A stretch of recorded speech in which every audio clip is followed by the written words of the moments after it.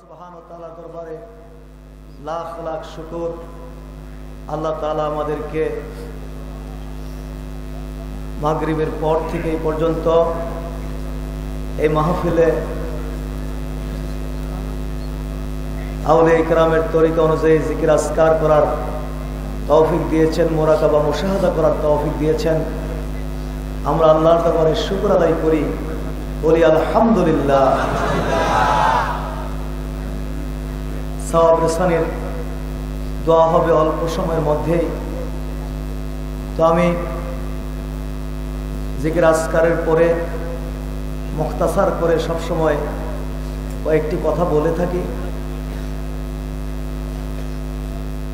কয়েকটি কথা বলার উদ্দেশ্যে ভূমিকাতে আমি কোরআনুল কারীম হতে একটি আয়াতে কারিমা তেলাওয়াত করেছি এবং একটি বিশুদ্ধ হাদিস আপনাদের খেদমতে পাঠ করেছি।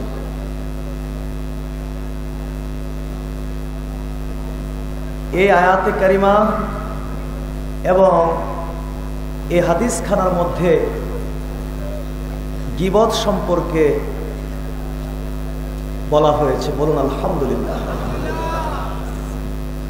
এই আয়াতে কারিমা এবং এই হাদিস খানার মধ্যে গীবত সম্পর্কে আলোচনা করা হয়েছে। সুতরাং এই বিষয়টি নিয়ে আপনাদেরকে কয়েকটা কথা বলছি, যদিও বিভিন্ন মাহফিলে এই ব্যাপারে আপনাদেরকে বলেছি।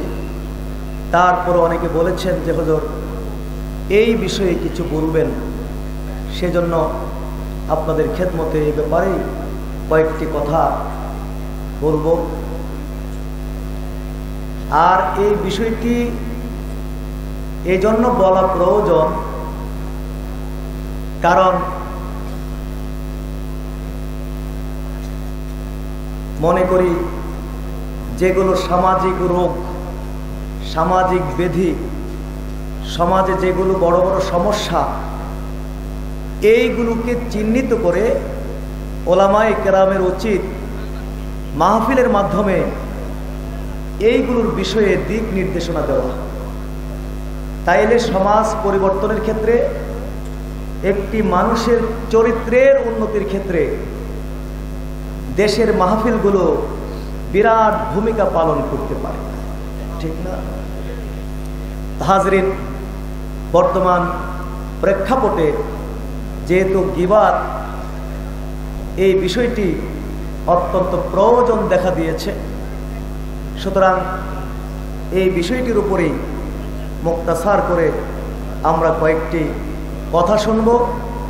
আশা করি যদি এই বিষয়ে জ্ঞান অর্জন করতে পারি এবং পালন করতে পারি, ইনশাআল্লাহ আমাদের সমাজ থেকে অনেক অশান্তি দূর হবে, আমাদের সমাজে শান্তি প্রতিষ্ঠিত হবে, বলুন আলহামদুলিল্লাহ। তো মুক্তাসার করে বলতে হবে, যেহেতু অসুস্থতাও আছে, একটু জানেন যে 1 মাস ধরে গলা ভাঙ্গা, ঠান্ডা, কাশ, কফ আছে। তারপরে অনেক মেহমানরা মাশাআল্লাহ আমাদের মাঝে উপস্থিত হয়েছেন। সুতরাং দীর্ঘ করব না, লম্বা চড়া করব না, মুক্তাসার করি। তো এই গীবত সম্পর্কে আমরা কিছু জ্ঞান অর্জন করব। এই গীবত সম্পর্কে কিছু জ্ঞান অর্জন করব। আল্লাহ তাআলা কোরআনে কারীমের মধ্যে বলেছেন, ইয়া আইয়ুহাল্লাযীনা আমানু ইজতানিবু কাসীরাম মিনাজ যন ইন্না বা'দা যন্নি ইসমুন ওয়ালা তাজাসসু ওয়ালা ইয়াকতাব বা'দুকুম বা'দা আইয়ুহিব্বু আহাদুকুম আইয়াকুলা লাহমা আখিহি মাইতা ফাকারিহতুমুহু ওয়াত্তাকুল্লাহ ইন্নাল্লাহা তাওয়াবুর রহিম। বলুন সুবহানাল্লাহ। হে ঈমানদারগণ, ইজতানিবু কাসীরাম মিনাজ যন, তোমরা ধারণা হতে বিরত থাকো। তোমরা ধারণা হতে বিরত থাকো। ইন্না বা'দা যন্নি ইসমুন, কেননা অনেক ধারণা পাপ। ওয়ালা তাজাসসু, তোমরা কেউ কারো গোপন কথা উদ্ঘাটন করতে চেষ্টা করো না। ওয়ালা ইয়াত্তা বাদুকুম বাদা, তোমরা কেউ কারো গীবত করো না। আইয়ুহিব্বু আহাদুকুম আইয়াকুলা লাহমা আখিহি মাইতা, তুমি কি তোমার মৃত ভাইয়ের গোশত খেতে পছন্দ করবে? ফাকারিহতুমুহু, তা তো তোমরা পছন্দ করো না। ওয়াত্তাকুল্লাহ, তোমরা আল্লাহকে ভয় করো। ইন্নাল্লাহা তাওয়াবুর রহিম, নিশ্চয় আল্লাহ তাআলা তওবা গ্রহণকারী এবং দয়ালু। বলুন সুবহানাল্লাহ। হাজরিন, আমরা কষ্ট স্বীকার করেই এই দরবারে এসেছি, সুতরাং আমাদেরকে কষ্ট স্বীকার করেই বসতে হবে। কারণ আগামীকাল তো আর এখানে মাহফিল থাকবে না, সুতরাং যত কষ্টই হোক বসুন। তো আল্লাহ তাআলা এই আয়াতে কারিমার মধ্যে আমাদেরকে 3টি পাপ কর্ম করতে নিষেধ করে দিলেন। দেখি বলুন, কয়টি পাপ কর্ম করতে এখানে নিষেধ করলেন? 3টি। 1 নম্বরে ইজতানিবু কাসীরাম মিনাজ যান, ধারণা থেকে তোমরা বিরত থাকো। 2 নম্বরে ওয়ালা তাজাসসু, তোমরা কেউ কারো গোপন কথা উদ্ঘাটন করতে চেষ্টা করো না। সুবহানাল্লাহ। 3 নম্বরে বলেছেন যে ওয়ালা ইয়াত্তা বাদুকুম বাদা, তোমরা কেউ কারো গীবত পরনিন্দা করো না। কয়টি পাপ কর্ম করতে নিষেধ করলেন? 3টি। এই 3টির মধ্যে 1 নম্বরে আল্লাহ তাআলা বলেছেন যে ধারণা থেকে তোমরা কি থাকো? বিরত। এই 3টির মধ্যে আল্লাহ তাআলা কেন 1 নম্বরেই বললেন যে ধারণা থেকে বিরত থাকো? কেন বললেন? আল্লাহ তাআলা 1 নম্বরে ধারণা থেকে বিরত থাকো এই জন্য বলেছেন, কারণ ধারণা হতেই কিন্তু পরের 2টি পাপ কর্মের সৃষ্টি হয়, ঠিক না? ধারণা হতেই পরের 2টি পাপ কর্মের কি হয়? সৃষ্টি হয়। মনে করুন কোনো এক জায়গায় আপনি কোনো এক জায়গায় 2 জন মানুষকে দেখলেন বসে বসে কথা বলছে। আপনার ধারণা হলো যে এরা অবশ্যই আমার ব্যাপারে কিছু বলতেছে, এরা অবশ্যই আমার ব্যাপারেই কিছু বলতেছে। এই ধারণাটা যখন এদের প্রতি আপনার তৈরি হয়ে যাবে, এরা কি বলতেছে ওই কথাটাকে উদ্ঘাটন করার একটা চেষ্টা আপনার মধ্যে শুরু হয়ে যাবে, ঠিক না? এই জন্য সমাজে যেন কোনো অবস্থাতেই সমস্যাটা তৈরি না হতে পারে, এই জন্য ইসলাম অনেক আগ থেকে এই পদক্ষেপ গ্রহণ করেছে। বলুন না সুবহানাল্লাহ। এরা দুজনে বসে যা ইচ্ছা তাই বলছে, এদের ব্যাপারে তোমার কোনো ধারণাই চলবে না। বলুন না সুবহানাল্লাহ। ধারণাই 1 2 নম্বরে ওয়ালা তাজাসসু, তোমরা কেউ কারো গোপন কথা উদ্ঘাটন করতে চেষ্টা, কারণ গোপন কথা উদ্ঘাটন করার চেষ্টা করা এটা শয়তান এবং ইবলীসের কর্ম। এই কর্মটি কার? শয়তান ইবলীসের কাজ। আপনারা কোরআনে কারিমেও দেখেছেন, অসংখ্য বিশুদ্ধ হাদিসের মধ্যেও দেখেছেন, ওলামায়ে কেরাম থেকে আপনারা শুনেছেন যে ফেরেশতারা যখন আসমানে কিছু বিষয়ে পরামর্শে বসে, তখন শয়তান ফেরেশতাদের কথাগুলো শোনার জন্য চুপে চুপে কান লাগিয়ে বসে থাকে, ঠিক না? যখন ফেরেশতারা টের পেয়ে যায় যে শয়তান আমাদের কথাগুলো শুনছে, তখন উল্কা পিণ্ড দিয়ে, একেবারে কোরআনের কথা, উল্কা পিণ্ড দিয়ে শয়তানকে ঢিল মারা হয়। শয়তান ওখান থেকে কোনো রকম পালিয়ে পৃথিবীতে এসে ফেরেশতাদের নাম বিক্রি করে, নাম বিক্রি করে পৃথিবীতে মানে মিথ্যা প্রচার করতে শুরু করে দেয়। জোরে বলুন নাউজুবিল্লাহ, জোরে বলুন নাউজুবিল্লাহ। তাইলে চুপে চুপে মানে কারো গোপন কথা উদ্ঘাটন করার চেষ্টা করা, চুপে চুপে কথা শোনা, কান লাগিয়ে কথা শোনা, এইগুলো কার স্বভাব? শয়তানের। জোরে বলুন কার স্বভাব? আর একটা কথা আপনারা জেনে রাখবেন, যারা চুপে চুপে কথা শুনে, কান লাগিয়ে কথা শুনে, তারা কোনো দিন পুরোপুরি কথাটা শুনতে পারে না। মনে করুন একটি ঘরের মধ্যে কয়েকজন বসে কথা বলছে, আপনার ধারণা হলো এরা অবশ্যই আমার ব্যাপারে হয়তো কিছু বলছে, এই ধারণাটা আপনার কি হলো, তৈরি হলো। তখন আপনি করবেন কি, চুপচাপ ঘরের পিছন দিয়ে যাবেন, গিয়ে চুপচাপ করে এদের কথা শোনার জন্য কান লাগিয়ে এদের কথা শোনার জন্য চেষ্টা করবেন। একদিকে ভয়, যদি আবার কেউ দেখে ফেলে তাহলে তো আমার কিছু সমস্যাও কি হতে পারে। ভয়ে ভয়ে আপনি যখন কান লাগিয়ে চুপে চুপে কারো কথা শোনার চেষ্টা করবেন, কোনো দিন পুরাপুরি কথাটা শুনতে পারবেন না। হয়তো একটু শুনেছেন, একটু একটু শুনেছেন, এই একটু একটুর সাথে আরও একটু একটু যোগ করে সুন্দর করে একটি গল্প আপনি তৈরি করবেন। গল্পটি তৈরি হয়ে গেলেই আল্লাহ তাআলা যে 3 নম্বরে বলেছেন যে তোমরা গীবত পরনিন্দা করো না, ওই গীবত পরনিন্দার দিকে আপনি চলে যাবেন, ঠিক না? এই গল্পটা এখানে বলবেন, সেখানে বলবেন, সমাজের বিভিন্ন মানুষের কাছে বলে বলে সমাজের মধ্যে একটি ফিতনা সৃষ্টি করবেন, সমাজের মধ্যে একটি সমস্যা সৃষ্টি করবেন, সমাজের মধ্যে একটি অশান্তি সৃষ্টি করবেন। এই জন্য আল্লাহ তাআলা 3 নম্বরে বলে দিয়েছেন যে তোমরা কেউ কারো গীবত করো না, ওয়ালা ইয়াত্তা বাদুকুম বাদা, তোমরা কেউ কারো গীবত করো না। বলুন না সুবহানাল্লাহ। তাইলে বলুন দেখি, আল্লাহ তাআলা আমাদেরকে কঠোরভাবে গীবত করতে নিষেধ করে দিলেন, আমরা কি গীবত করতে পারি? জোরে বলতে হবে, আমরা কি গীবত করতে পারি? গীবত করব না, রাজি আছি সবাই ইনশাআল্লাহ? বলুন আল্লাহুম্মা আমিন।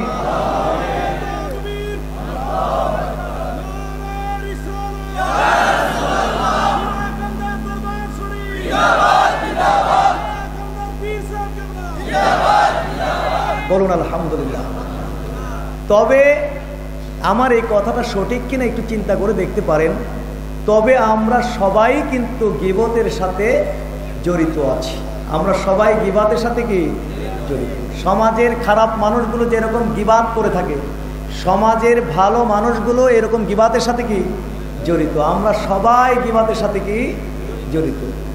জানি না বাংলার মানুষ আমার প্রতি কষ্ট নেন কিনা, দিনের মৌলিক কথাগুলো বলতে হয় দায়িত্ব হিসেবে, এই জন্য একটু বলতে হচ্ছে আর কি, মনে কষ্ট নেবেন না। তবে সাধারণত আমরা যারা একটু রাজনীতি করি, আমাদের সাথে গীবতের সম্পর্কটা একটু কি বেশি। গীবতের সম্পর্কটা কি, কারণ গীবত ছাড়া তো রাজনীতি হতেই পারে না, তারপরে মিথ্যা ছাড়া হয় না, তারপরে আপনার গালাগালি ছাড়া রাজনীতি হয় না। এই রকম অন্তত 50টি বড় বড় কবিরা গুনাহ এই রাজনীতির সাথে কি জড়িত। এই জন্য আমাদের পীর মাশায়েখ যারা, আমাদের আকাবের যারা, তারা এই রাজনীতি করতেন না এবং এই রাজনীতিকে হালালও বলতেন না। হরতাল ছাড়াও কি রাজনীতি হয়? জোরে বলুন, হরতাল ছাড়া কি রাজনীতি হবে? পৃথিবীর কোনো স্বার্থপর আলেম ছাড়া, যারা নিজেদের স্বার্থে ইসলামকে বিকৃত করতে চায়, এই জাতীয় আলেম ছাড়া পৃথিবীর কোনো আলেম হরতালকে বৈধ করতে পারে না। কারণ ইমানের সর্বোচ্চ শাখা হলো কি, লা ইলাহা ইল্লাল্লাহ। ইমানের সর্বোচ্চ শাখা লা ইলাহা ইল্লাল্লাহ। আর ইমানের সর্বশেষ শাখা হলো কি, ইমাতাতুল আযা আনিত তারিক, রাস্তা থেকে কষ্টদায়ক বস্তু সরিয়ে দেওয়া। বলুন না সুবহানাল্লাহ। রাস্তা থেকে কষ্টদায়ক বস্তু, যেখানে রাস্তা থেকে কষ্টদায়ক বস্তু সরিয়ে দেওয়া, যেখানে রাস্তা খুলে দেওয়ার কথা, রাস্তার সুবিধা করে দেওয়ার কথা, রাস্তা খুলে দেওয়ার কথা, সেখানে তো রাস্তা বন্ধ করার কোনো সিস্টেম ইসলামের মধ্যে। জোরে বলুন সুবহানাল্লাহ। তো যাই হোক, কষ্ট নেবেন না। সাধারণত যারা আমরা এইগুলোর সাথে জড়িত আছি, আমাদের সাথে গীবতের সম্পর্কটা একটু বেশি। আর কাদের সাথে গীবতের সম্পর্কটা বেশি? আমরা যারা আলেম ওলামা, আমাদের সাথেও কিন্তু গীবতের সম্পর্কটা অনেক বেশি। এই কথা ঠিক না বেঠিক? বেঠিক না ঠিক? বলুন আলহামদুলিল্লাহ। হ্যাঁ, আমরা যারা আলেম ওলামা, আমাদের সাথেও গীবতের সম্পর্ক কি বেশি। কারণটাকে একটা মিনিটে বলে দিই। কারণটা হলো, ইবলিস আদম আলাইহিস সালাম থেকে চ্যালেঞ্জ করেছে প্রত্যেকটি আদম সন্তানকে, যেই কোনো কৌশলেই হোক না কেন জাহান্নামে নিতেই হবে। ইবলিসের চ্যালেঞ্জ আদম আলাইহিস সালাম থেকেই তার এই চ্যালেঞ্জ শুরু। ইবলিস তার এই চ্যালেঞ্জকে বাস্তবায়ন করার জন্য, অর্থাৎ আমাদের সকলকে ইবলিস জাহান্নামে নেওয়ার জন্য দিন রাত সে প্রচেষ্টা চালিয়ে যাচ্ছে। এবং আমাদেরকে জাহান্নামে নেওয়ার জন্য সকলের ক্ষেত্রে সে এক ধরনের পদ্ধতি গ্রহণ করছে না, বিভিন্ন রকমের পদ্ধতি আমাদেরকে জাহান্নামে নেওয়ার জন্য সে গ্রহণ করছে। যেমন মনে করুন, একটি সাধারণ যুবককে যদি ইবলিস ওয়াসওয়াসা দেয় যে তোমাকে সিনেমায় যেতে হবে, সাধারণ যুবকটি অল্প সময়ের মধ্যেই সিনেমায় যাইতে কি হয়ে যাবে? রাজি।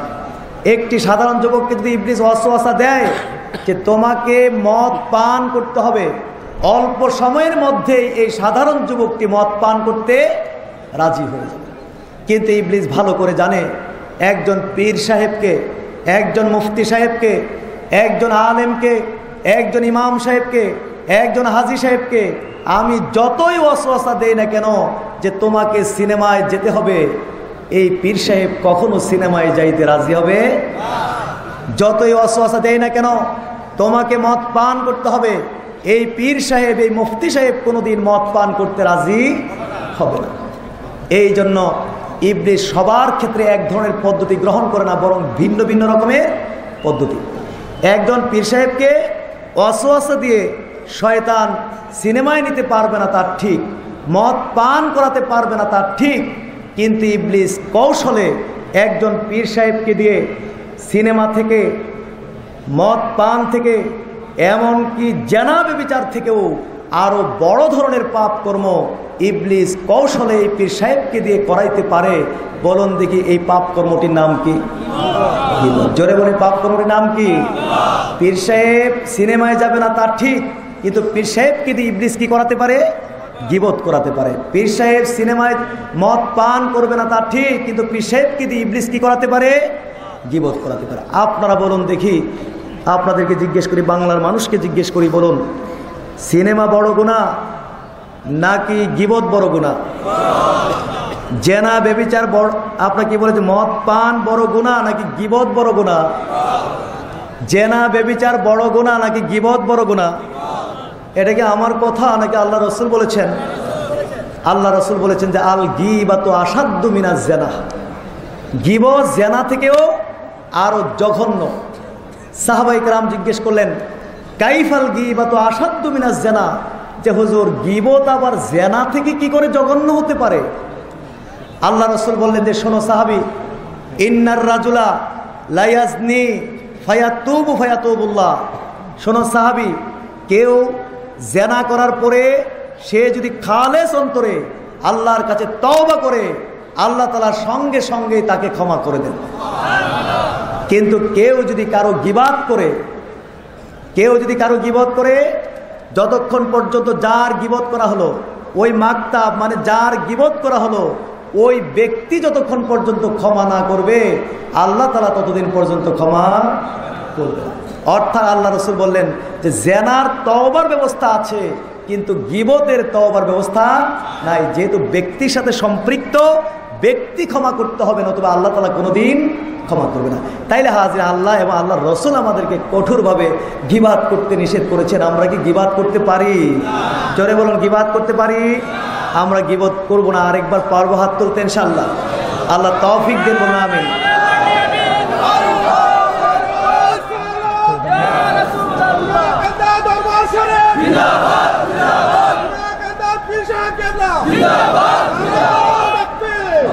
বলুন আলহামদুলিল্লাহ।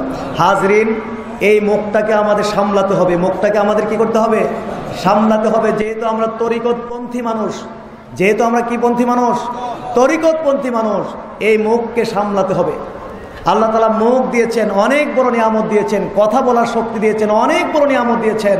বহু মানুষকে আল্লাহ তাআলা কথা বলার শক্তি দেয় নাই, আল্লাহ তাআলা আমাদেরকে কথা বলার শক্তি দিয়েছেন, মানে অনেক বড় নিয়ামত দিয়েছেন। বলুন না সুবহানাল্লাহ। তো এত বড় নিয়ামত আল্লাহ তাআলা দিয়েছেন বলেই এই মুখটাকে যেইভাবে ইচ্ছা সেইভাবে ব্যবহার করব, হবে নাকি? মুখের ব্যাপারে সাবধান থাকতে হবে না? হবে না? আল্লাহ রসুল বলেছেন মাই ইউমিন বিল্লাহ ওয়া বিল ইয়াউমিল আখির ফালিয়াকুল খায়রা আও লায়াসমুত। যে তুমি যে আল্লাহর প্রতি ঈমান আনে, শেষ বিচার দিবসের প্রতি ঈমান আনে, সে পারলে ভালো কথা বলবে, নতুবা চুপ থাকবে। পারলে ভালো কথা বলবে, নতুবা কি থাকবে? চুপ থাকবে। তরিকতপন্থীরা কি বেশি কথা বলবে না?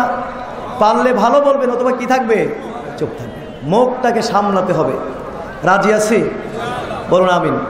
কারণ এই মুখ আজকে আমাদের 1 নম্বরের বন্ধু, কিন্তু এই মুখটি কিন্তু হবে আমার 1 নম্বরের কি শত্রু হবে। মুখ যেমন 1 নম্বরের বন্ধু, এই মুখটি হবে আমাদের জন্য 1 নম্বরের শত্রু।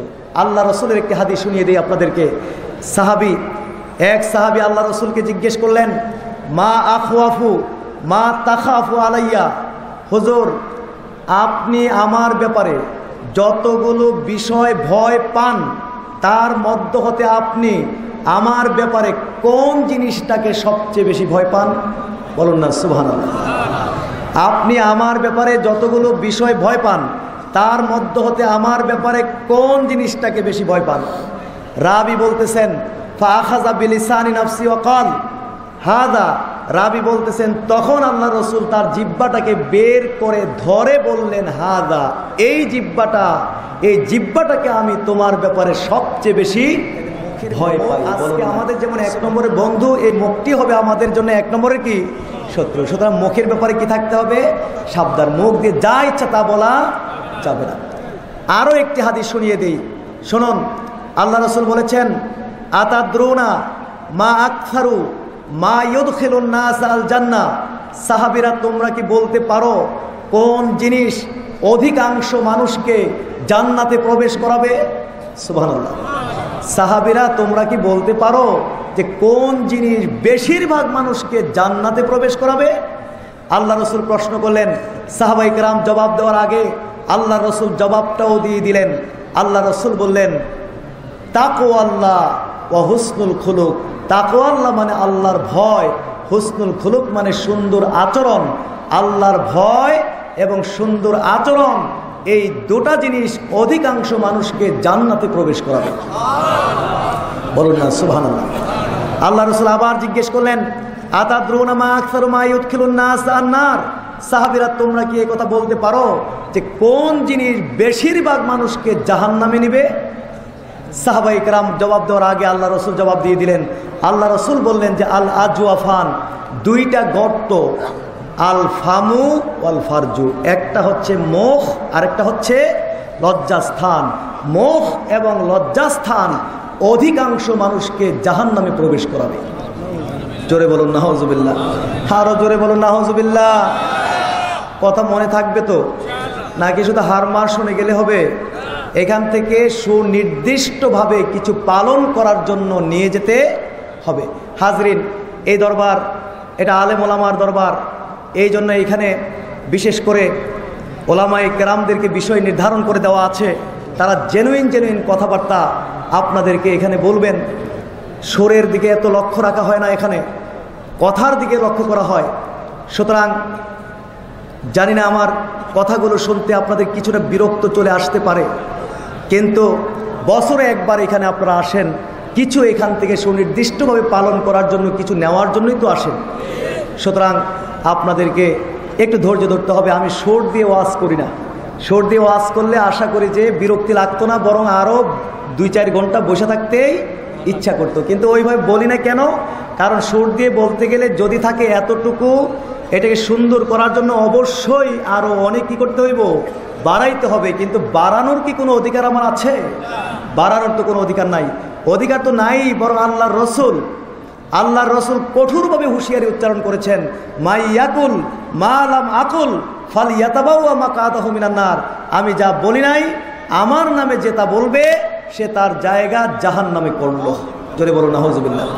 আজকে নবীজি অনেক কথা বলেন নাই, কিন্তু নবীজির নামে ইসলাম অনেক কথা বলে নাই।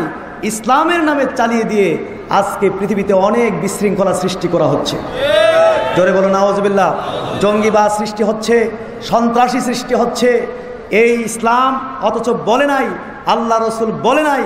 আল্লাহ রসুলের নাম বিক্রি করে, ইসলামের নাম বিক্রি করে অনেক ফিতনা সৃষ্টি করা হচ্ছে। জোরে বলুন নাউজুবিল্লাহ। আল্লাহ রসুল বলেছেন, মাইয়াকুল মালাম আকুল ফালিয়াতাবাওয়া মাকআদাহু মিনান নার। আমি যা বলি নাই, আমার নামে যে তা বলবে সে তার জায়গা জাহান্নামে করলো। সুতরাং আমার কি বাড়িয়ে বলার কোনো অধিকার আছে? মজা লাগুক আর তিতা লাগুক, যতটুকু আছে ঠিক ততটুকুই তো আমাকে বলতে হবে, ঠিক না? ততটুকুই বলতে হবে। আর ওয়াজ তবে আমার জানা আছে সবগুলোই কম বেশ। আপনার বাংলাদেশে তো অনেক ধরনের ওয়াজ। এক ওয়াজ হলো যে শুধু শোনা যায় কিন্তু পালন করার জন্য কিছুই নেওয়া, শুধু শোনা যাবে, ওয়াজের তুফান শোনা যাবে কিন্তু পালন করার জন্য কিছুই নেওয়া যাবে না, 1 নম্বর। 2 নম্বর হইল হুমকি এবং ধমকির ওয়াজ। আছে না নাই? আমাদের দেশে কিছু ওলামায়ে কেরাম হুমকি ধমকির ওয়াজ করেন কি করেন না? একবার এইদিকে আঙ্গুল এইভাবে নাড়া দিয়ে, আবার আরেকবার এইভাবে নাড়া দিয়ে, হাত পাও নাড়তে নাড়তে মাইক সিটকে পড়ে যাবে, 4-5 জন আবার ধইরা মাইকটা সোজা টোজা করে দেবে। এর হুমকি ধমকির ওয়াজ আছে না নাই? আছে হুমকি ধমকির ওয়াজ। 5-10 মিনিটের মধ্যে মানুষের মধ্যে 5-10 মিনিটের মধ্যে বক্তৃতার তুফান চালিয়ে মানুষের মধ্যে একটি মিথ্যা আবেগ সৃষ্টি করে নিজেদের উদ্দেশ্য হাসিল করে চলে যাওয়া, মূলত ইসলামী শরীয়তে এইগুলোর কোনো ভিত্তি আচ্ছা না? হুমকি ধমকির ওয়াজ 2 নম্বর। 3 নম্বর ওয়াজ হলো শোনাও যাবে আবার পালন করার জন্য কিছু নেওয়াও যাবে। হুমকি ধমকির ওয়াজ আসেনি যে স্টেজের পায়া পর্যন্ত কি হয়ে যায়, সুইটটা যায়, 2 নম্বর ওয়াজ। আর 3 নম্বর হলো কি শোনাও যাবে আবার পালন করার জন্য নেওয়াও যাবে। তো 3টাই জানা আছে। এখনো সামনে আরো কিছুক্ষণ বলবো। কোনটা বলবো? 3টার মধ্যে কোনটা? নাকি স্টেজের 2-1টা পায়াটা ছড়াইলাম, স্টেজের পায়াটা ছড়াইলাম নাকি? তাইলে কোনটা? যেটা শোনাও যাবে পালন করার জন্য কিছু। তাইলে আপনাদেরকে ধৈর্য ধরতে হবে, মনোযোগ দিয়েও আপনাদেরকে শুনতে হবে। তাইলে একটু টেস্ট করে নিই যে আপনাদের মনোযোগটা কতটুকু আছে। তাইলে বলুন দেখি, কয়টা জিনিস অধিকাংশ মানুষকে জান্নাতে নিবে? হইল না তো, এই 2-3 মিনিটই শেষ। কয়টা জিনিস অধিকাংশ মানুষকে জান্নাতে নিবে? 2টি জিনিস। কি কি? তাকওয়া আল্লাহ, হুসনুল খুলুক। তাকওয়া আল্লাহ মানে আল্লাহর ভয়, হুসনুল খুলুক মানে সুন্দর ব্যবহার। এই 2টা জিনিস বেশিরভাগ মানুষকে জান্নাতে নিবে, সুবহানাল্লাহ। আর অধিকাংশ মানুষকে জাহান্নামে নিবে কয়টা জিনিস? 2টা জিনিস। কি কি? মুখ এবং লজ্জাস্থান অধিকাংশ মানুষকে জাহান্নামে নিবে। এই জন্য বলছি হাজরিন, এই মুখের ব্যাপারে আমাদের কি থাকতে হবে? সাবধান থাকতে হবে। মুখ দিয়ে গীবত হবে না, মুখ দিয়ে গালি হবে না, মুখ দিয়ে মিথ্যা হবে না, মুখ দিয়ে পরনিন্দা হবে না। রাজি আছি আমরা সবাই? তাইলে আল্লাহ রসুল একটা শুভ সংবাদ আপনাদেরকে দিয়েছেন। কি দিয়েছেন শুনুন। আল্লাহ রসুল বলেছেন, মাই ইয়াদমান মা বাইনা লেহিয়াইহে ওয়ামা বাইনা রিজলাইহে আদমান লাহুল জান্নাহ। জোরে বলুন সুবহানাল্লাহ। তোমাদের যেই ব্যক্তি আমাকে গ্যারান্টি দিবে, আমাকে নিশ্চয়তা দিবে, কিসের ব্যাপারে? মা বাইনা লেহিয়াইহে, 2 গালের মধ্যবর্তী, তা হচ্ছে কি? মুখ। মা বাইনা লেহিয়ে, 2 গালের মধ্যবর্তী, তা হচ্ছে কি? মুখ। ওমা বাইনা রিজলাইহে, 2 পায়ের মধ্যবর্তী, তা হচ্ছে কি? লজ্জাস্থান। তোমাদের যেই ব্যক্তি নিজের মুখ এবং নিজের লজ্জাস্থানের ব্যাপারে আমাকে গ্যারান্টি দিবে, নিশ্চয়তা দিবে, আদমান লাহুল জান্নাহ, আমি নবী তাকে জান্নাতে নিব, এই গ্যারান্টি দিয়ে দিলাম। বলুন না সুবহানাল্লাহ। আমরা যদি মুখ দিয়ে যেসব অপরাধ ঘটবে না, লজ্জাস্থান দিয়ে যেসব অপরাধ ঘটবে না, এই নিশ্চয়তা আল্লাহ রসুলকে দিতে পারি।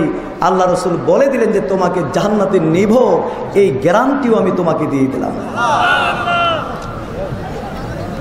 কিন্তু হাজরিন, আমরা তো দিন রাত গীবতি বলে যাচ্ছি, মিথ্যা বলে যাচ্ছি, গালাগালি তো এখন সমাজে গালিকে এখন আর গালি বলে মনেই করে না। সমাজে এখন গালি বলতে কোনো জিনিস নাই।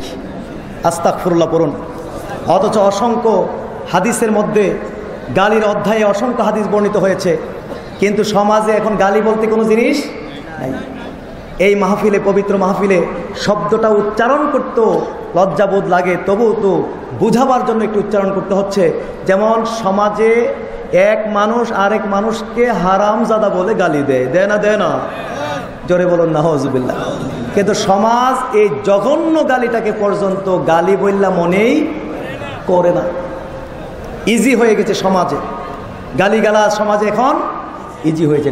কত জঘন্য শব্দ উচ্চারণ করলো, এটাই যদি গালি না হবে তাহলে গালির অধ্যায়ে যে হাদিসগুলো আনা হয়েছে এগুলো কোনগুলো সম্পর্কে বলা হলো এখানে?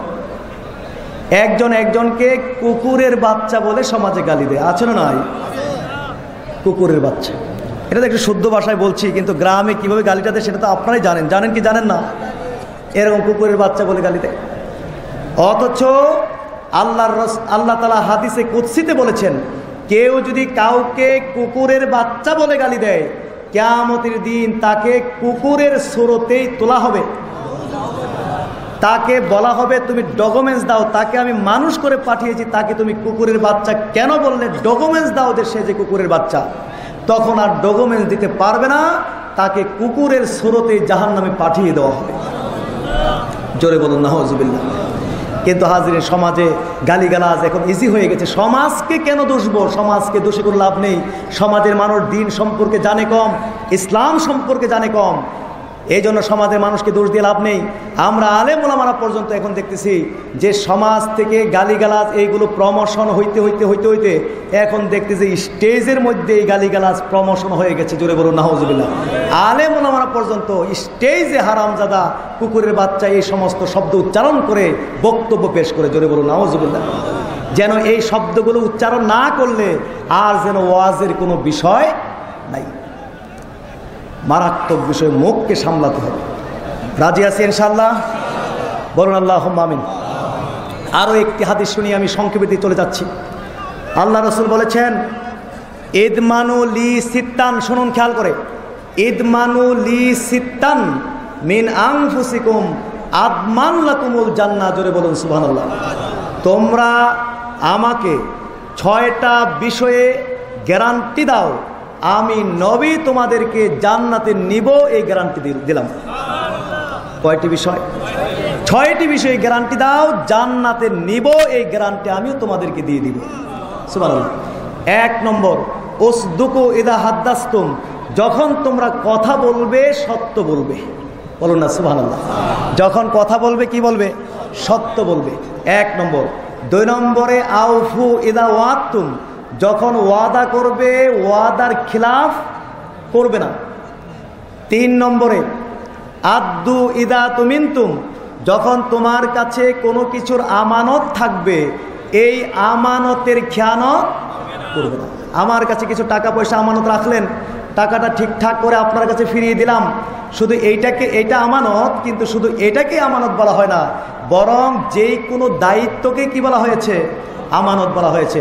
যেমন আমি একটি বাজার কমিটির সদস্য, গোটা বাজারের ব্যবস্থাপনার দায়িত্বটা আমার কাছে কি? আমানত। আমি একজন মসজিদ কমিটির সদস্য, গোটা মসজিদের ব্যবস্থাপনাটা আমার কাছে আমানত। আমি একজন কি বলে যেন মেম্বার, গোটা ওয়ার্ডটি আমার কাছে আমানত। আমি একজন চেয়ারম্যান, গোটা ইউনিয়নটি আমার কাছে আমানত। আমি একজন এমপি, গোটা উপজেলাটি আমার কাছে আমানত। আল্লাহ রাসূল বলেছেন, আদ্দু ইদা তুমিনতুম, তোমার কাছে কোনো জিনিস আমানত থাকলে এই আমানতের তুমি খেয়ানত করবে না। জোরে বলুন সুবহানাল্লাহ। কয় নম্বর গেল? 3 নম্বর। 4 নম্বর আল্লাহ রাসূল বলেছেন, ইহফাজু ফুরুজাকুম, তুমি তোমার লজ্জাস্থানকে হেফাজত করবে। 5 নম্বরে বলেছেন যে গুদ্দু আবসারাকুম, তোমরা তোমাদের চক্ষুকে নিম্নগামী রাখবে। বলুন না সুবহানাল্লাহ। 6 নম্বরে আল্লাহ রাসূল বলেছেন, কুফু আইদিয়াকুম, তোমরা তোমাদের হাত দুটোকে মানুষের যেই কোনো ক্ষতি করা থেকে বিরত রাখবে। বলুন না সুবহানাল্লাহ। কয়টা কাজ? কয়টা? মনে থাকবে তো? 1 নম্বর, কথা বললে সত্য বলবে। 2 নম্বর, ওয়াদা করলে খেলাফ করবে না। 3 নম্বরে, আমানতের খেয়ানত করবে না। লজ্জাস্থানকে হেফাজত করবে, চক্ষুকে নিম্নগামী রাখবে, হাত দুটোকে মানুষের যে কোনো ক্ষতি করা থেকে বিরত রাখবে। এই 6টি কাজ করবে। এই গ্যারান্টি যদি তোমরা আমাকে দিতে পারো, আমি নবী তোমাদেরকে জান্নাতে নেব, এই গ্যারান্টিও দিয়ে দিলাম। বলুন না সুবহানাল্লাহ।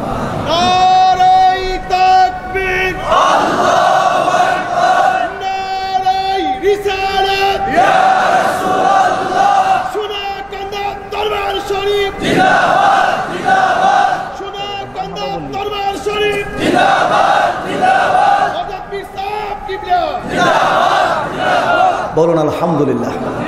হাজরিন, এই জন্য আজকে সমস্যা, আমাদের সমাজ থেকে সমস্যাগুলো কেন দূর হয় না? সমাজের সমস্যাগুলো কেন দূর হচ্ছে না? কারণ আমরা এতটুকু জ্ঞান এই পর্যন্ত অর্জন করতে পারি নাই। এত ওয়াজ মাহফিল শুনি, লাখ লাখ ওয়াজ মাহফিল হইতেছে, কিন্তু এই পর্যন্ত এতটুকু জ্ঞান অর্জন করতে পারতেছি না যে কোনগুলো বড় গুনাহ আর কোনগুলো ছোট গুনাহ। যেগুলো বড় গুনাহ এইগুলোকে মনে করি ছোট গুনাহ, আর যেগুলো ছোট গুনাহ এইগুলোকে মনে করি কি? বড় গুনাহ। নাম্বার যে বেশি আছে কোনটাতে, এইটাই আমরা জানি না, যেটার মধ্যে নাম্বার বেশি মনে করে নাম্বার এটার মধ্যে কম, আর যেটার মধ্যে কম মনে করে এটার মধ্যে নাম্বার কি বেশি। এতটুকু জ্ঞান এই পর্যন্ত আমরা অর্জন করতে পারি নাই। এই জন্য সমাজের মধ্যে সমস্যা এখনো দূর হইতেছে না। এত ওয়াজ মাহফিল।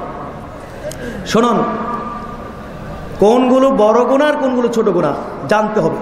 আমরা জানি না, এই জন্য সমস্যা দূর হয় না। মনে করুন যে আপনি কিছু কেনাকাটা করবেন, মার্কেটে গেলেন, মনে করুন ফল ফ্রুটস কিনবেন, আঙ্গুর কিনতে গেলেন, গিয়ে বললেন যে ভাই আঙ্গুরের কেজি কত? বললো যে 200 টাকা কেজি। আচ্ছা ঠিক আছে, 2 কেজি আঙ্গুর প্যাকেট করুন। তো এই লোক প্যাকেট করতেছে, আর আপনি করতেছেন কি, এই লোক যে আপনার চোখের সামনে আঙ্গুরের থোকা টানায় রাখছে, ওইখান থেকে ছিঁড়ে ছিঁড়ে খাওয়া শুরু করে দিয়েছে। এরকম হয় না? হয় না? জোরে বলেন, হয় না? হয় না? এইটা যে কোনো পাপ কর্ম কোনো দিন আমরা মনেই করি না।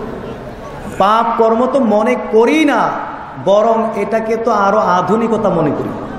আমি নিজে দেখছি অনেকে ফল কিনতে গেলে একেবারে একটা ভাবসাব লইয়া দাঁড়াইছে, স্টাইল, নিজেকে খুব স্মার্টনেস মনে করতেছে, নিজেকে খুব মানে আধুনিক মনে করতেছে। আর এদিক ওই লোক মাপতেছে, আর এই লোক সিরে সিরে কি করতেছে, খাইতেছে। এটা কোনো পাপ কর্ম মনেই করে না। অথচ চুরি করে খাইতেছে। কি করে খাইতেছে? চুরিও বলা যায় না, ডাকাতি বলাও যায়। এটাকে কি বলা যায়? চুরি তো মানুষ চুপে চুপে করে, এটাকে চুপে চুপে চলছে না, একবারে চোখের সামনে। চুরি না ডাকাতি? ডাকাতি চলতেছে, অথচ এটাকে আমরা কোনো পাপ কর্ম মনেই করি না। জোরে বলো নাউজুবিল্লাহ। খেজুরের দোকানে গেলেও একই অবস্থা, খেজুরওয়ালা প্যাকেট করতেছে, আর আপনি খেজুর স্তূপ থেকে, ওই লোকের স্তূপ থেকে মুখে দিয়ে দিয়ে খাইতেছেন, দেখতেছেন যে খেজুর কি কড়া মিষ্টি নাকি হালকা মিষ্টি। নিজের প্যাকেট থেকে কিন্তু খাইতেছেন না, ওই লোকের স্তূপ থেকে খাইতেছেন। কারণ এতটুকু বুঝেন যে এইটার থেকে লইলে লস, আর এটার থেকে লইলে কি, এটা ঠিকই বুঝেন, কিন্তু এটা যে কোনো পাপ কর্ম এটা মনেই। আমরা আমাদের সোনাকান্দার ভক্ত মুরিদদের কথা বলি, অন্যদের কথা বলে কোনো লাভ নেই। আমরা আমাদের সোনাকান্দার ভক্ত মুরিদদের কথা বলি। সোনাকান্দা দরবারের বহু ভক্ত মুরিদের ব্যাপারে এই ধরনের কথা আমাদের কাছে আসে যে মাশাআল্লাহ টুপি ঠিক, দাড়ি ঠিক, পাগড়ি ঠিক, বাবরি ঠিক, আওয়াবিন, ইশরাক, তাহাজ্জুদ ঠিক, অংশ থেকে আধ হাত জায়গা কিভাবে কোন কৌশলে নিজের এরিয়াতে ঢুকাই ফেলতে হবে, এই কৌশলটাও আবার কি আছে আল্লাহ রহমতে। আমরা কি আবার কোনোটা অঠিক আছে নাকি? এইটাও ঠিক, আবার এইটাও কি? আস্তাগফিরুল্লাহ পড়ুন না। হাজরিন, হাজরিন শুনুন, আল্লাহর হকের ক্ষেত্রে যতটুকু সাবধান থাকবেন, অবশ্যই আল্লাহর হকের ক্ষেত্রে আমাদের কি থাকতে হবে? সাবধান থাকতেই হবে, থাকতেই হবে। কিন্তু আল্লাহর হকের ক্ষেত্রে আমরা যতটুকু সাবধান থাকব, তার থেকেও কোটি গুণ বেশি সাবধান থাকতে হবে কার হকের ক্ষেত্রে? বান্দার হক। কারণ আল্লাহর হকের ক্ষেত্রে যদি আপনার কিছু ত্রুটি হয়ে যায়, মনে করুন জীবনের প্রথম দিকে নামাজে কিছু ত্রুটি হয়ে গেছে, এরকম আমাদের প্রত্যেকের জীবনে 2-1 বছর নামাজে ত্রুটি হইতে পারে না হয়ে গেছে। রোজায় কিছু ত্রুটি হয়ে গেছে, এই জাতীয় আমলের মধ্যে কিছু ত্রুটি হয়ে গেছে। 60-70 বছর হয়ে গেছে এখন আপনার বয়স, মৃত্যুর কথা মনে হয়, কবরের কথা মনে হয়, না জানি ঘুমেই মরে থাকি একটা আতঙ্ক। আপনি তাহাজ্জুদ পড়বেন, গভীর রাত্রে সিজদায় পড়বেন, চোখের পানি ছেড়ে আল্লাহর কাছে কান্নাকাটি করে বলবেন যে আল্লাহ, আমার জীবনের প্রথম দিকে নামাজে ত্রুটি হয়ে গেছে, রোজায় ত্রুটি হয়ে গেছে, এই জাতীয় আমলে আমার কিছু আল্লাহ ত্রুটি হয়ে গেছে, আমি খালেস অন্তরে তওবা করলাম, তুমি দয়া করে আমারে মাফ করে দাও। আপনার চোখের পানিটা চোখের কোনা দিয়ে মাছির মাথা পরিমাণ আসার সাথে সাথেই আল্লাহ আপনাকে ক্ষমা করে দেবেন। বলুন না সুবহানাল্লাহ। কিন্তু আপনি কাউকে গালি দিয়েছেন, কারো উপরে মিথ্যা অপবাদ রটিয়ে দিয়েছেন, কারো মাল গ্রাস করেছেন, কাউকে মেরে আহত করেছেন, তাহাজ্জুদ পড়ে গভীর রাত্রে সিজদায় পড়ে কলস কলস পরিমাণ চোখের পানি ঢেলে আল্লাহর কাছে যদি খালেস অন্তরে তওবা করে বলেন যে আল্লাহ, আমি মুখকে গালি দিয়েছি, মিথ্যা অপবাদ রটিয়ে দিয়েছি, মাল গ্রাস করেছি, আমি মেরে আহত করেছি, আল্লাহ দয়া করে তুমি আমারে মাফ করে দাও। বলুন দেখি, কলস কলস পরিমাণ চোখের পানি ঢেলেও যদি আল্লাহর কাছে তওবা করেন, আল্লাহ মাফ করব? যেহেতু এটা বান্দার সাথে সম্পৃক্ত, বান্দা ক্ষমা করতে হবে, নতুবা আল্লাহ তাআলা কোনোদিন ক্ষমা করবে না। এই জন্য হাজির বলেছি, আল্লাহর হকের ক্ষেত্রে আমাদের যতটুকু সাবধান অবশ্যই থাকতে হবে, সাবধান থাকতে হবে। আল্লাহর হকের ক্ষেত্রে যতটুকু সাবধান থাকবো তার থেকেও বেশি সাবধান আমাদের থাকতে হবে কার হকের ক্ষেত্রে? বান্দার হক। এই গীবতটাকে আল্লাহর হক না বান্দার হক? জোরে বলুন, এই গীবতটাকে আল্লাহর হক না বান্দার হক? বান্দার হক। যেহেতু আগেই আপনাদেরকে হাদিস শুনিয়ে দিয়েছি, জেনার তওবার ব্যবস্থা আছে কিন্তু গীবতের তওবার ব্যবস্থা বান্দা ক্ষমা করতে হয়, নতুবা আল্লাহ তাআলা কোনোদিন ক্ষমা করবে না। কিন্তু আমরা মনে করি নামাজ পড়ি, রোজা রাখি, টুপি আছে, দাড়ি আছে, পাগড়ি আছে, বাবরি আছে, আওয়াবিন, ইশরাক, তাহাজ্জুদ, এইগুলো দিয়েই তো জান্নাত কিনা হয়ে গেছে। সুতরাং এই দিকে যা ইচ্ছা তা করি, জান্নাতে যাইতে আর কোনো অসুবিধা। নাউজুবিল্লাহ বলুন, নাউজুবিল্লাহ বলুন। সহিহ মুসলিম থেকে একটি হাদিস শুনিয়ে আমি শেষ করে দিচ্ছি। সহিহ মুসলিমের হাদিসটা একটু শুনুন। আল্লাহ রসুল বলেছেন, তার সাহাবীদেরকে জিজ্ঞেস করেছেন, আল্লাহ রসুল তার সাহাবীদেরকে জিজ্ঞেস করেছেন, আতাদরুনা মাল মুফলিস, সাহাবীরা তোমরা কি জানো নিঃস্ব ব্যক্তি কাকে বলা হয়, ফকির ব্যক্তি কাকে বলা হয়? সাহাবীরা তোমরা কি তা জানো? সাহাবায়ে কেরাম জবাব দিলেন, আল মুফলিসু ফিনা মাল্লা দিরহাম লাহু ওয়ালা মাতা, আমাদের মধ্যে ওই ব্যক্তি সবচেয়ে নিঃস্ব, সবচেয়ে ফকির, যেই ব্যক্তির কোনো টাকা নাই, পয়সা নাই, দিনার নাই, দিরহাম নাই, কিছুই নাই, সেই হইল আমাদের মধ্যে সবচেয়ে নিঃস্ব, ফকির। তা আমাদেরকে যদি কেউ প্রশ্ন করতো যে সবচেয়ে ফকির ব্যক্তি কাকে বলা হয়, এই জবাবটাই তো দিতাম নাকি? যার টাকা নাই, পয়সা নাই, কিছুই নাই, সে হলো কি? নিঃস্ব। আল্লাহ রসুলের সাহাবীরাও ঠিক এই জবাবটা দিলেন, টাকা নাই, পয়সা নাই, কিছু নাই, সে হলো আমাদের মধ্যে সবচেয়ে ফকির। আল্লাহ রসুল বললেন যে না সাহাবী, তোমাদের জবাবটা সঠিক হয়নি, তোমাদের জবাবটা সঠিক হয়নি। শোনো সাহাবী, ইন্নাল মুফলিসা মিন উম্মতি মাইয়াতি ইয়াউমাল কিয়ামাতি বিসালাতিন ওয়া সিয়ামিন ওয়া যাকাতিন ওয়া ইয়াতি ওয়া কাদ শাতামা হাযা ওয়া কাযাফা হাযা ওয়া আকালা মাল হাযা ওয়া সাফাকা দামা হাযা ওয়া দরাবা হাযা। জোরে বলুন নাউজুবিল্লাহ। শোনো সাহাবী, তোমাদের জবাব সঠিক হয়নি। শোনো সাহাবী, আমার উম্মতের মধ্যে ওই ব্যক্তি হচ্ছে সবচেয়ে ফকির ব্যক্তি, ওই ব্যক্তি হচ্ছে সবচেয়ে নিঃস্ব ব্যক্তি। মাইয়াতি ইয়াউমাল কিয়ামাতি বিসালাতিন, যেই ব্যক্তি কিয়ামতের দিন নামাজ নিয়ে আসবে, ও সিয়ামিন, রোজা নিয়ে আসবে, ও যাকাতিন, যাকাত নিয়ে আসবে, ওয়াতি ওয়াকাদ শাতামা হাযা, সাথে সাথে এই নামাজি লোকটির বিরুদ্ধে, এই নামাজি লোকটির বিরুদ্ধে কিছু লোক অভিযোগ করে ফেলবে, ওয়াকাদ শাতামা হাযা, এই লোকটা পৃথিবীতে আমারে গালি দিয়েছে, এই লোকটি পৃথিবীতে আমারে কি দিয়েছে? গালি দিয়েছে।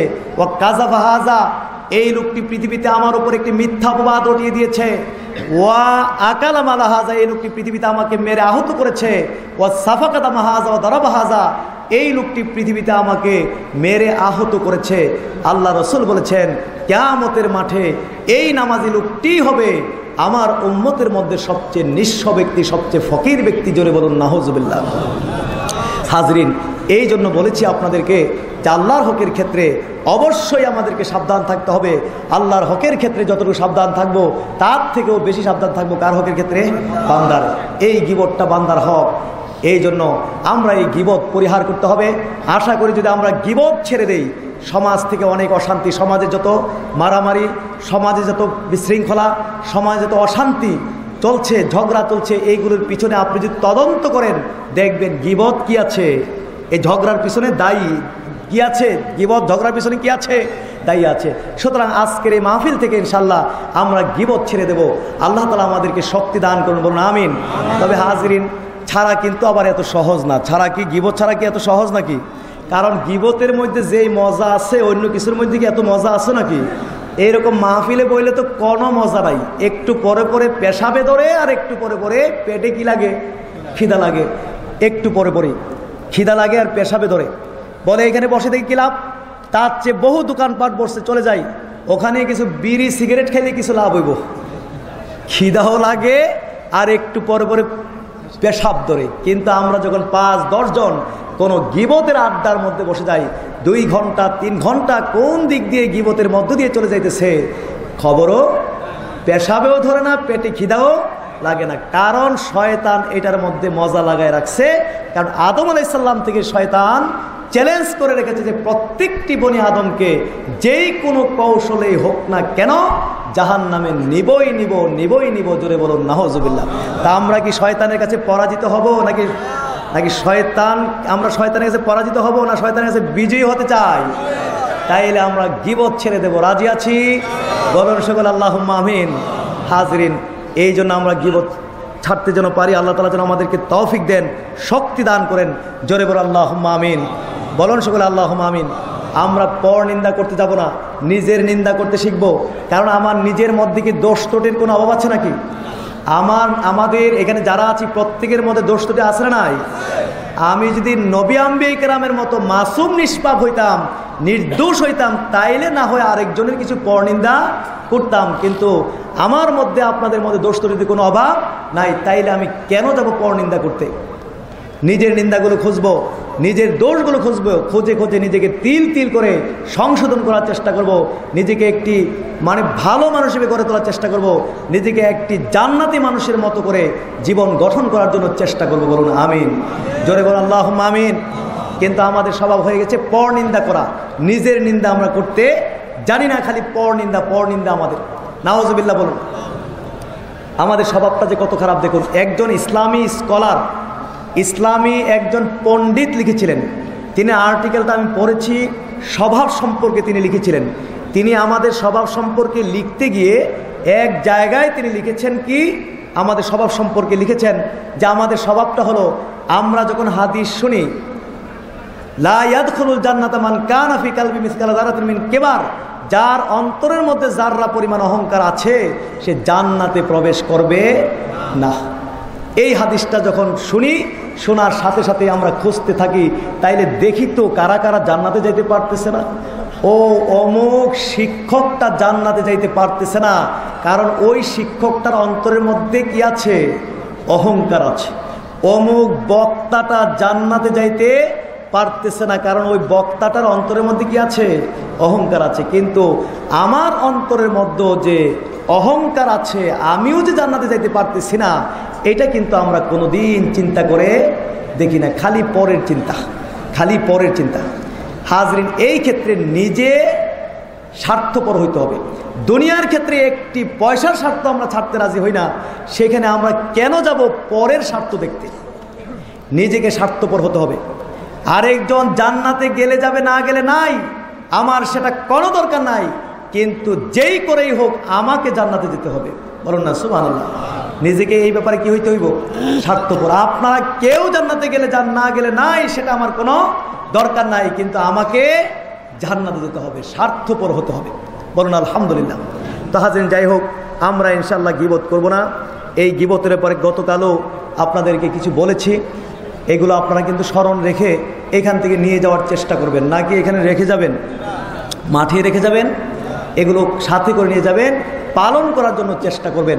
আশা করি আপনি যদি কোনো গীবতের আখড়ায় বসে যান, আর গীবত চলতেছে হঠাৎ করে যদি মনে পড়ে যায় যে সোনাকান্দা এসালে সাহেব মাহফিলে গেছিলাম, সোনাকান্দার হুজুর সংক্ষেপে আমাদেরকে গীবতের উপরে কয়েকটি কথা বলেছিল, যদি আপনি কথাগুলো একটু মনে পড়ে যায়, আশা করি যে গীবতের মতো অনেক বড় অপরাধ থেকে বাঁচার জন্য আজকের এই সংক্ষেপে কথাগুলো কিছুটা হলেও কাজে লাগতে পারে। তো এইগুলোকে এখানে থাকবে না নিয়ে যাবেন, এখানে থাকবে না নিয়ে যাবেন এবং পালন করার চেষ্টা করবেন।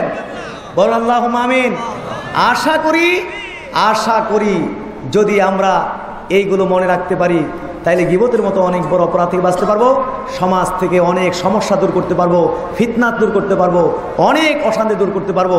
আসুন আমরা সকলে মিলেই আমরা আমাদের পরিবারগুলোকে সুখী করার চেষ্টা করি, আমাদের সমাজটাকে সুন্দর করার চেষ্টা করি।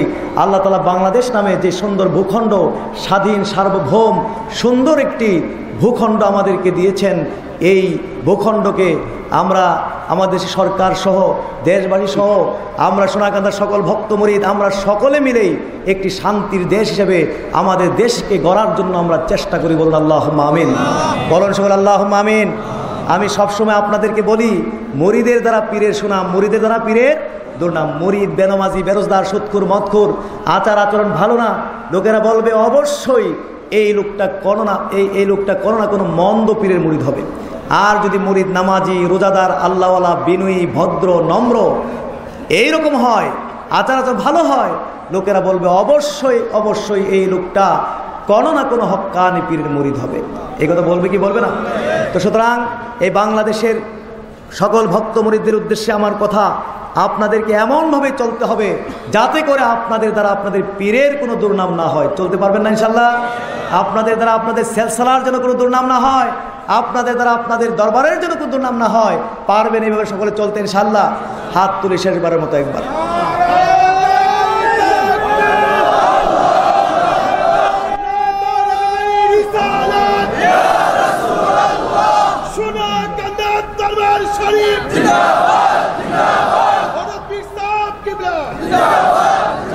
বলুন আলহামদুলিল্লাহ। আপনাদেরকে আজকে আমি যে কথাগুলো বলেছি আপনাদের আগেই যেন আমি এই কথাগুলোকে পালন করতে পারি, আমল করতে পারি।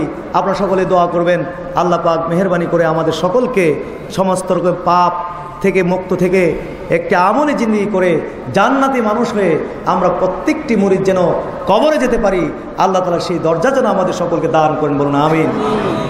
আমরা চাই সোনাকান্দার এই দরবারকে শ্রেষ্ঠ একটি সুন্নাতের বাগান বানাইতে। কিসের বাগান বানাইতে? এই দরবারের প্রত্যেকটি মুরিদের মাথা থেকে শুরু করে পা পর্যন্ত সমস্ত শরীরে সুন্নাত থাকবে। সমস্ত শরীরে কি থাকবে? সুন্নাত থাকবে। তাইলে বাগানটা সুন্দর দেখাইবো না? দেখাইবো না? আল্লাহ রহমতে তো মনে হয় কিছু ডেভেলপ হয়েছে, তো আল্লাহ রহমতে কিছু উন্নতি হয়েছে না? হয়েছে না? আল্লাহর রহমতে আমি চাই আরও উন্নতি। একেবারে মাথা থেকে শুরু করে পা পর্যন্ত সমস্ত শরীরে আমরা সুন্নাত প্রতিষ্ঠা করব। এইভাবে একটা আমলে জিন্দেগি করে আমরা কবরে যেতে চাই।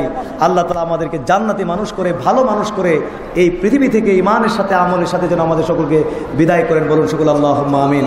হাজরিন, আমাদের মাঝে অনেক মেহমানগণ এখানে উপস্থিত হয়েছেন।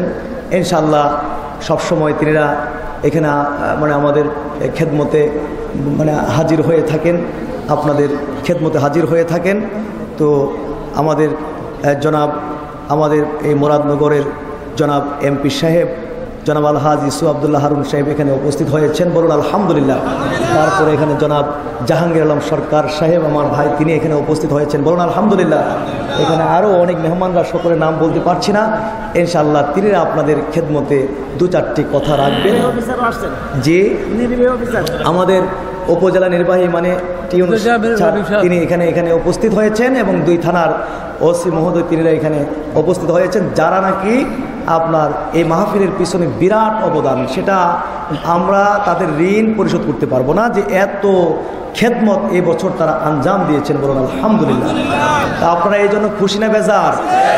আলহামদুলিল্লাহ। তিনিরা কিছু বলবেন, তা আপনাদেরকে কিন্তু ধৈর্য সহকারে বসতে হবে। রাজি আছেন? এখানে তো আমরা 2, 4, 5 দিনও থাকবো না, শুধু হয়তো রাত্রটাই তো আছি। যত কষ্টই হোক, কষ্ট একটু স্বীকার করব। রাজি আছি? আদব রক্ষা করে সকলে ধৈর্য সহকারে ইনশাল্লাহ বসুন। ইনশাল্লাহ অল্প সময়ের মধ্যে দোয়া হবে।